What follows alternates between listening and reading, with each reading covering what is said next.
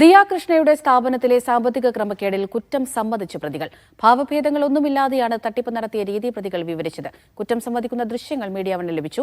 അട്ടക്കുളങ്ങര വനിതാ ജയിലിൽ റിമാൻഡിലായിരുന്ന 2 പ്രതികളെ കഴിഞ്ഞ ദിവസമാണ് തെളിവെടുപ്പിനായി അന്വേഷണ സംഘം കസ്റ്റഡിയിൽ വാങ്ങിയത്.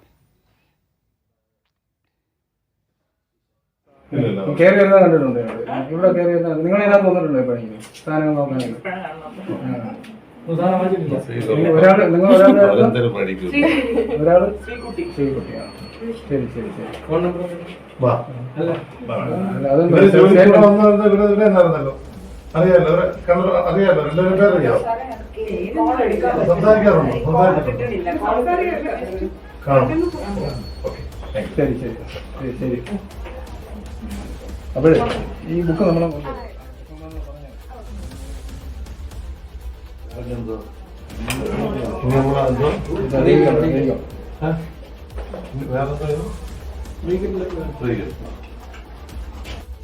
ജോലിക്ക് വരുന്നുണ്ടോ?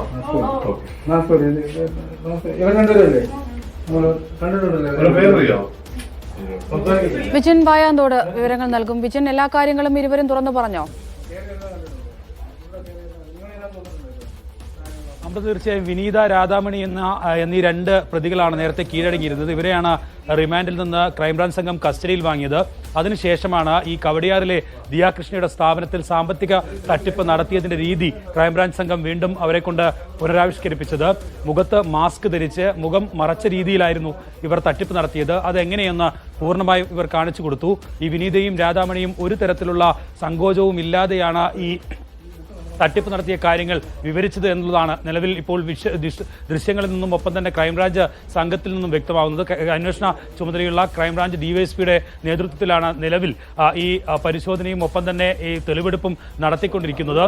എന്തായാലും 40 ലക്ഷത്തോളം രൂപ തട്ടിയെന്ന കാര്യം കുറ്റം ഈ പ്രതികൾ പൂർണ്ണമായും സമ്മതിച്ചിട്ടുണ്ട്. ഏകദേശം 69 ലക്ഷം രൂപ തട്ടിപ്പ് നടത്തി, ക്രമക്കേട് നടത്തി എന്നുള്ളതായിരുന്നു ദിയ കൃഷ്ണയുടെ പരാതി. അതിന്റെ അടിസ്ഥാനത്തിൽ പോലീസ് കേസെടുക്കുകയും ഒപ്പം തന്നെ പ്രതികൾ ദിയ കൃഷ്ണക്കെതിരെയും കേസ് നൽകുകയും ഒക്കെ ചെയ്തിരുന്നു. പ്രതികൾ കുറെ കാലമായി ഒളിവിലായിരുന്നു.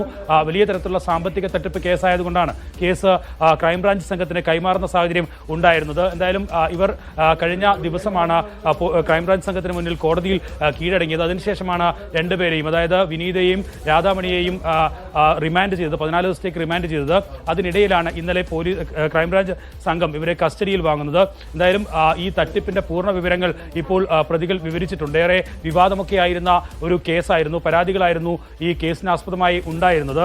ദിയ കൃഷ്ണ നേരത്തെ തന്നെ തന്റെ സ്ഥാപനത്തിൽ ഈ QR കോഡ് മാറ്റി, അതായത് സ്ഥാപനത്തിലുണ്ടായിരുന്ന QR കോഡ് മാറ്റി സ്വന്തം അക്കൗണ്ടിലേക്ക് പണം ഇവർ എത്തിച്ചു.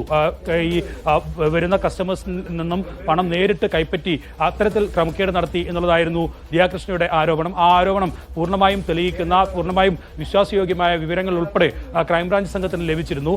അതിന് ഇടയിൽ ദിവസങ്ങളോളം ഒളിവിൽ കഴിഞ്ഞ പ്രതികളാണ് കഴിഞ്ഞ ദിവസം എന്തായാലും ഈ കീഴടങ്ങുന്ന സാഹചര്യം ഉണ്ടായത്. അതിനുശേഷം എന്തൊക്കെയായിരിക്കും വിജയൻ?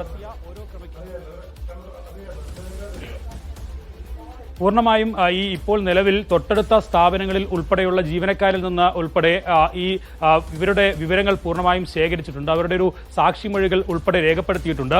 ഇനി ക്രൈംബ്രാഞ്ചിന്റെ കസ്റ്റഡി കാലാവധി കഴിയുന്നതിന് മുമ്പ് ഇവർ നടത്തിയ തട്ടിപ്പുമായി ബന്ധപ്പെട്ട മുഴുവൻ വിവരങ്ങളും ശേഖരിക്കാനാണ്, തെളിവെടുപ്പ് നടത്താനാണ് നിലവിൽ ഇപ്പോൾ ക്രൈംബ്രാഞ്ച് സംഘം തീരുമാനിച്ചിട്ടുള്ളത്.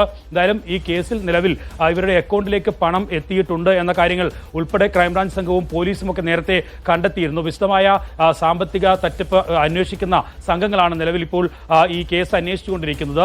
ബാങ്ക് സ്റ്റേറ്റ്മെന്റ് ഉൾപ്പെടെ പരിശോധിക്കുകയും ഒപ്പം തന്നെ ഓൺലൈൻ ട്രാൻസാക്ഷൻ ഇടപാടുകൾ ഉൾപ്പെടെ പരിശോധിച്ചതിൽ നിന്നാണ് ഈ പ്രതികളുടെ അക്കൗണ്ടിലേക്ക് പണം എത്തിയിട്ടുണ്ട് എന്ന് ക്രൈംബ്രാഞ്ച് സംഘത്തിന് മനസ്സിലായത്. അതിന്റെ അടിസ്ഥാനത്തിൽ തന്നെയായിരുന്നു അന്വേഷണം വ്യാപിപ്പിക്കുകയും ചെയ്തത്.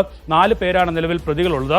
ആ പ്രതികളിൽ 2 പേരെ കൂടി ഇനി കണ്ടെത്താനുണ്ട്. അവർ ഇതുവരെ കീഴടങ്ങുകയോ അവരെ കണ്ടെത്താൻ കഴിയുകയോ നിലവിൽ ചെയ്തിട്ടില്ല. എന്തായാലും ഇപ്പോൾ കസ്റ്റഡിയിൽ ലഭിച്ച 2 പ്രതികളുമായി, രാധാമണിയും രാധാമണിയും വിനീതയുമായാണ് നിലവിൽ ക്രൈംബ്രാഞ്ച് സംഘം ഇപ്പോൾ തെളിവെടുപ്പ് നടത്തിക്കൊണ്ടിരിക്കുന്നത്. അതിനിടയിലാണ് ഈ നിലവിൽ ഏത് രീതിയിലാണോ ഇവർ ഈ ക്രമക്കേട് നടത്തിയത് അത് അതേപടി പുനരാവിഷ്കരിക്കുന്ന ദൃശ്യങ്ങളാണ് നമ്മളിപ്പോൾ പുറത്തുവിടുന്നത്.